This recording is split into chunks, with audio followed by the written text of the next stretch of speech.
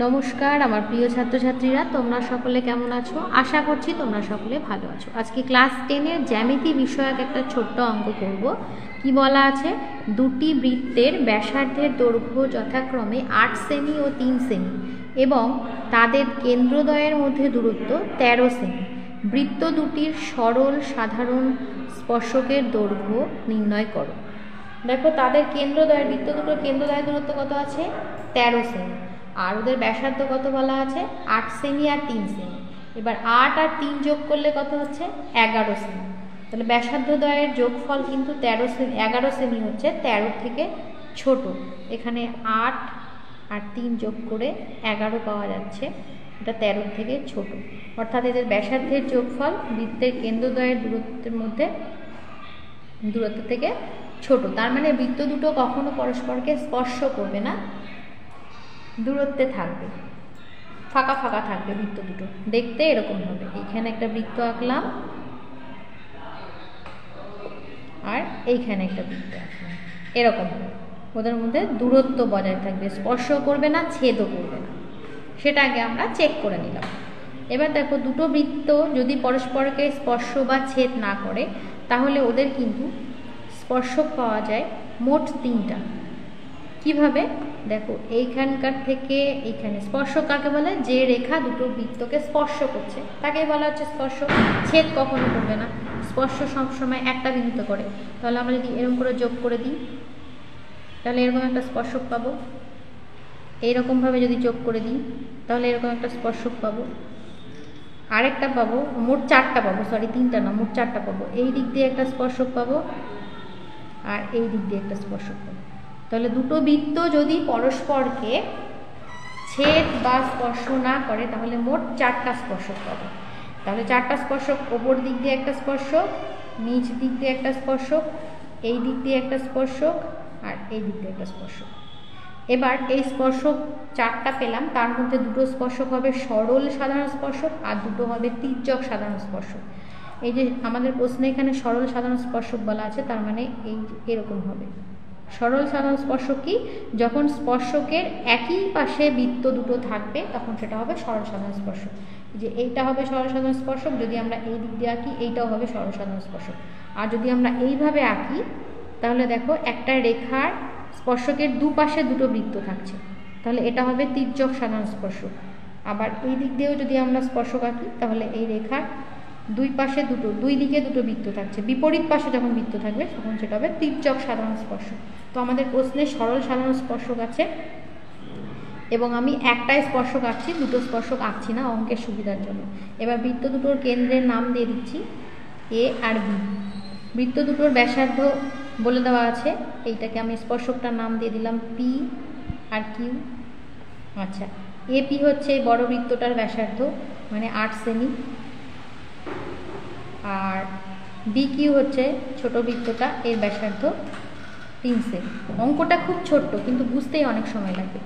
এবার বৃত্ত দুটোর কেন্দ্রদ্বয়ের দূরত্ব 13 সেমি, অর্থাৎ এ বি সমান 13 সেমি।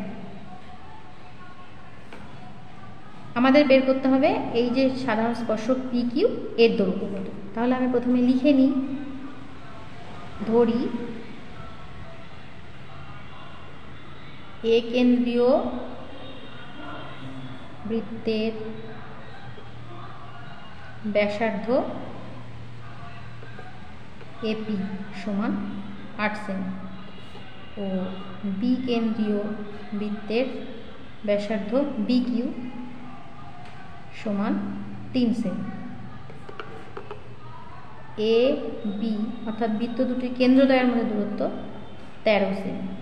আচ্ছা, একটা উপপাদ্য তোমরা পড়েছো যে কোনো বৃত্তের স্পর্শক এবং স্পর্শবিন্দুগামী ব্যাসার্ধ পরস্পর লম্ব হয়। তাহলে এপি লম্ব পি কিউ, এই কোণটা 90 ডিগ্রি, অনুরূপভাবে এইটাও 90 ডিগ্রি। তাহলে কি হবে? একটা রেখার উপরে দুটো লম্ব, তাহলে এরা সমান্তরাল।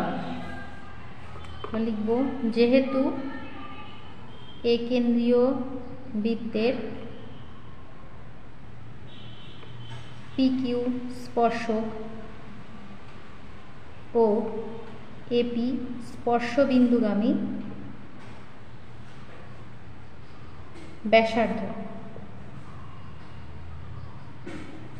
অতএব এপি লম্ব পিকিউ। তাহলে আমরা কি পাবো এখান থেকে? কোণ এপি কিউ সমান 90 ডিগ্রি। এবার আমরা এই কিউ বিন্দু দিয়ে এবি সমান্তরাল রেখা আঁকবো। তাহলে দেখো এটা কিন্তু একটা আয়তক্ষেত্র হয়ে যাবে, এটা আয়তক্ষেত্র হয়ে যাবে।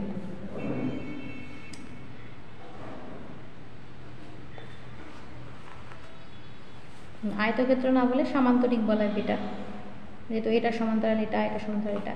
এবার লিখব কিউ বিন্দু দিয়ে এবি বা বিএ সমান্তরাল কিউ আর নাম দিয়ে দিচ্ছি, কিউ আর আঁকা হোক।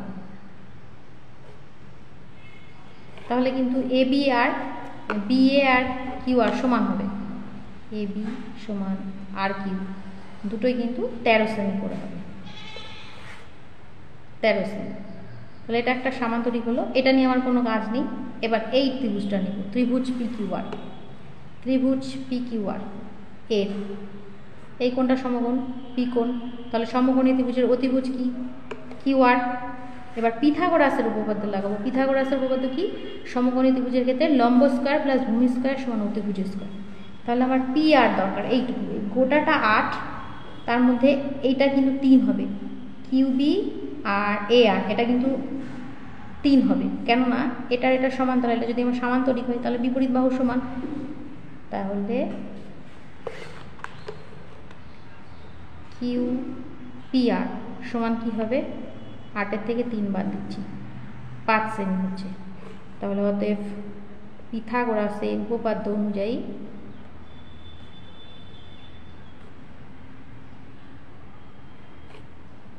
লম্ব স্কয়ার যোগ ভূমি স্কয়ার সমান অতিভুজ স্কয়ার। এখানে অতিভুজ কিন্তু আর কিউ। তাহলে লম্ব আমার পি আর ধরছি, পি আর স্কয়ার প্লাস ভূমি পি কিউ তার স্কয়ার সমান অতিভুজ স্কয়ার আর কিউ তার স্কয়ার। পি আর এর মান আমরা বের করে রেখেছি 5 তার স্কয়ার প্লাস পি কিউ তার স্কয়ার সমান আর কিউ এর মান হচ্ছে 13। এখানে আর কিউটাও লিখে রাখি, মানটা বসিয়ে দিলাম। এবার 25 প্লাস পি কিউ তার স্কয়ার সমান 169 বা পি কিউ স্কয়ার সমান 169 বিয়োগ 25 বা পি কিউ স্কয়ার সমান 144। অতএব পি কিউ সমান √144। আমরা এখানে ধনাত্মক মান নেব যেহেতু পি কিউটা স্পর্শকের দৈর্ঘ্য, তাহলে হচ্ছে 12। তাহলে অ্যান্সারটা পেয়ে গেলাম যে সরল সাধারণ স্পর্শকের দৈর্ঘ্য